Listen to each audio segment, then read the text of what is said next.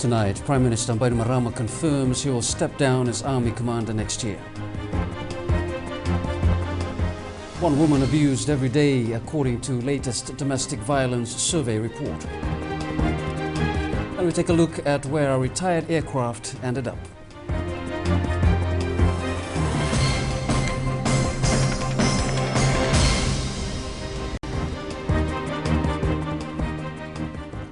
Very good evening. Leading this Monday bulletin, Prime Minister Commodore Monday09 has once again given his full assurance that elections will happen next year. This is after he told both members of the Fiji Police Force and the military yesterday that he will be stepping down next year as Army Commander. Both disciplined forces have also been urged to familiarize themselves with the Constitution before the 2014 elections. It's very rare for the PM to speak off script, but when he does, it's usually from the heart. At a special Sukuna Bowl service yesterday, he did exactly that. Sa matatati ko ni wasawa chuchi ko ni nong Sukuna Bowl ni Commander Monday09. O rada ko na pepra mada sawa chini do sa tun ko na chini Monday09. Me to na sanga me ganga na chimi me o taladikina. Addressing both police and military personnel, the PM also strongly urged them to read the Constitution very carefully. Read the Constitution. It will tell you that you, as a serviceman, the people that expect the service from you, the public at large. And to the Constitution, you can do it. Or so, Mrs. Singh, you will go the Constitution. Read into the Constitution. It will tell you you are to serve, no matter what. Both disciplined services also reminded that dating back to 1987, 2000 and again in 2006, they have played a central role when it comes to law and order in the country. On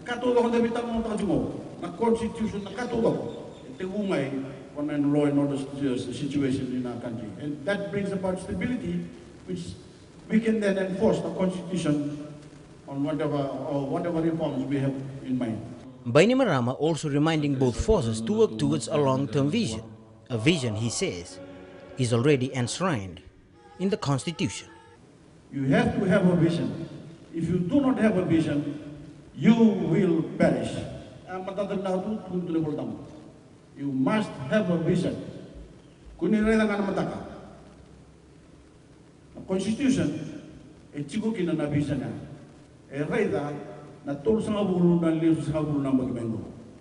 Apisalome Rambo, Fiji One News. The Fiji Women's Crisis Center launched its national survey on violence against women today. Titled Somebody's Life, Everybody's Business, the survey looked at sobering statistics facing our women. One of the key findings of the survey has found that every day, at least one woman in a relationship suffers some form of domestic violence.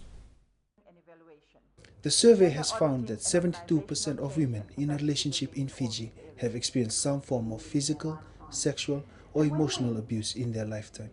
Irrespective of ethnicity, religion, location, educational backgrounds, or social economic status, there is a prevalence of violence against women in society.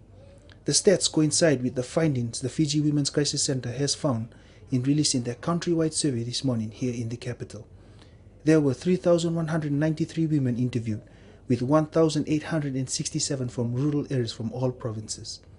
The survey was assisted by the Bureau of Statistics, giving it a national representation. The emotional violence is something that the Crisis Centre, through its many years of experience, has recognised is a really damaging form of violence. These latest statistics are a sad reflection of the painful realities faced by many women here. The question now is, where to from here? Task Force Against Violence Against Women, set up by the Ministry for Women, where both governments and NGOs participate and look at ways in which we can improve the situation for women and girls. Shamima Ali also said these findings have also given specific details of which areas to target. She added there are also serious economic implications. A national strategy on the elimination of violence against women, where both NGOs like us and government will participate and develop a very effective and meaningful strategy, which other countries like Solomon Islands and Kiribati have done. Ravoy Vafa'o, Fiji One News. Over the last 2 days, there have been 3 domestic violence cases reported. According to police, yesterday a 31-year-old woman of Tuirara subdivision was allegedly assaulted by her husband following a heated argument. On the same day, a 22-year-old woman of Langere settlement was also allegedly assaulted and punched by her husband during an argument over a mobile phone. And also on Saturday, a 29-year-old teacher of Lavuka town was arrested after he assaulted his wife at Koromakawa Club. Members of the public are advised such cases will not be taken lightly. Police have established 2 of the cases involved alcohol. If you're caught in these situations, remember that that is the avenue that we will have to pursue. There's no 2 ways about it. There's no reconciliation phase that can be practiced by police.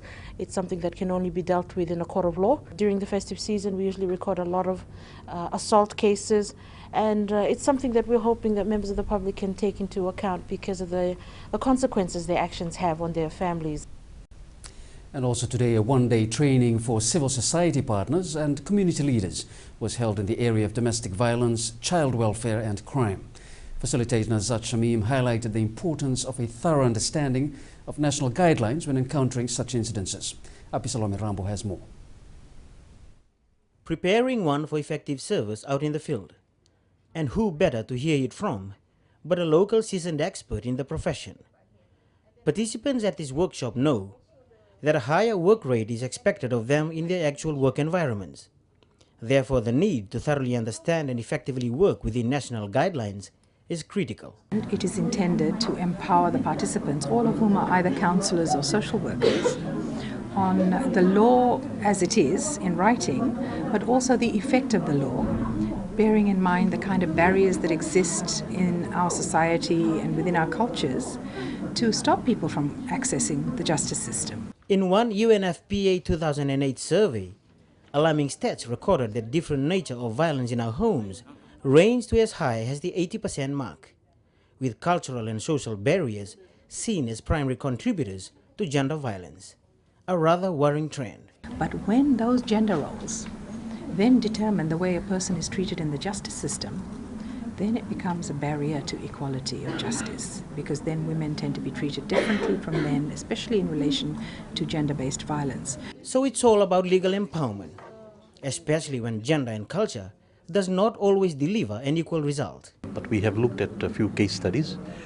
which is very good for our field workers and our counsellors to understudy the difficulties they have when they have cases, they have problems with relevant authorities, how they can go about, what they need in the restraining orders, how to go about requesting police to make those orders, some of the things they can include so that the client is protected and well taken care of. Empower Pacific will be holding similar workshops in future to upskill its staff as well as the community it serves. Apisalome Rambo, Fiji One News. The Fiji Independent Commission Against Corruption will introduce a corporate integrity pledge next year for private businesses that will want to do business with any government agency or ministry. Today, the Fiji Independent Commission Against Corruption marked World Anti-Corruption Day. FICAC now plans these new measures will help improve service delivery by both the public and private sector. FICAC took the streets today to spread its message against anti-corruption. Since they were established 6 years ago, it is evident that it takes two to commit a crime, this time with the private sector in the spotlight. From next year, a new criteria will be in place for those who will do any business with government. So what we've decided is with the corporate integrity pledge, whoever wants to do business with the government will have to take this pledge. And the pledge will involve certain conditions. You know, if you are not within the this ranking, the Business Excellence Award ranking, then you won't do business. Or if you want to supply this to the government, you will have to meet a certain standard. And if you don't, then you don't do business. This is particular for those government ministries that had recorded corruption cases this year. We're still dealing with the same ministries and departments, PWD, and what used to be the formerly known as the Department of National Roads. Cases are still coming in, and also Ministry of Education. We also have ITLTB as well. Those are some of the ministries or government agencies that have come up again for this year. This year alone, close to 500 corruption cases were reported with bribery again on top of the list. It's still the same thing, bribery. And I think this is an area where we will be creating a lot of awareness in 2014 as to what constitutes bribery. I think people think that to accept a lunch or gift is not, it's just money. No, it's a little bit more than that. So we're going to be creating a lot of awareness on the different various forms of briberies. We're looking at kickbacks, greasing the palms and so on and so forth. FICAC joined the World Anti-Corruption Day in 2008. Ndrewu Kelangi, Fiji One News. The Vanua of Tavua is preparing for the burial of its paramount chief and chairman of the Mbao Provincial Council, Ratuchale Kue. Ratuchale, who died last Saturday at his Nausori home, will be laid to rest at the chiefly village of Tavua Levu on Saturday. Preparing for the last rites that will be accorded to a high chief. The chiefly village of Tavua Levu was abuzz this morning as kinsmen start preparations for the week-long traditional funeral gathering it will be hosting. The Vanua of Tavua has completed the traditional obligations of sending heralds to relay the funeral message to chiefly households around Fiji. Having said that, we can now officially announce that the Tui Tavua has passed and preparations for his burial are starting now. Daudau says the traditional heralds have already taken funeral messages to chiefly households in the three confederacies, and the rengu-rengu or funeral gathering will commence on Wednesday. Now that the mourning period has already started, the people of Tavua are required to wear the proper attire, which is black. Also on Wednesday, the rengu-rengu or wake to the late Tui Tavua will officially start, and this is when we will start receiving delegations from outside Tavua. He says the Vanua of Tavua is prepared to billet chiefly delegations from all over Fiji to witness the final rites offered to a high chief in the Kumbuna Confederacy. As we are preparing to host delegations and for the funeral on Saturday, we pray that good weather will be granted and that our work as a Vanua in preparing for his burial will be a blessed one. The people of Mbao will be bringing his body to rest on Friday before the burial on Saturday morning.